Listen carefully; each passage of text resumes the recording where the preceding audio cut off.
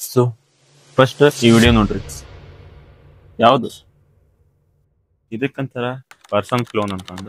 ಇವತ್ತು ಇದನ್ನ ಶೂಟ್ ಹೆಂಗ್ ಮಾಡೋದು ಮತ್ತು ಕ್ಯಾಪ್ಕಟ್ ಒಳಗೆ ಹೆಂಗೆ ಎಡಿಟ್ ಮಾಡೋದು ಅನ್ನೋದು ಹೇಳ್ಕೊಡ್ತೀನಿ. ಈ ವಿಡಿಯೋ ಶೂಟ್ ಮಾಡೋಕಂದ್ರ ಫಸ್ಟ್ ನಿಮ್ಮ ಮೊಬೈಲ್ ಸ್ಟೇಬಲ್ ಆಗಿರ್ಬೇಕು.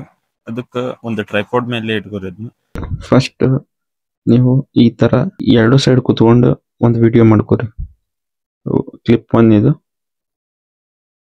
ಕ್ಲಿಪ್ 2 ಇದು ಮಾಡ್ಕೊಂಡಿದ್ದೆ. ಸೆಕೆಂಡ್ ಒಂದು ಕ್ಲಿಪ್ ಇರತ್ತಲ್ಲ ಅದನ್ನ ಓವರ್ಲೇ ಮಾಡ್ಕೋರಿ. ಮಾಸ್ಕಿಂಗ್ ಹೋಗಿ ಇಲ್ಲಿ ಹಾರಿಜಾಂಟಲ್ ಇರತ್ತಲ್ಲ ಈ ತರ ಎರಡು ಫ್ರೇಮ್ ನಡುವೆ ಇಟ್ಟು ಓಕೆ ಕೊಡ್ರಿ.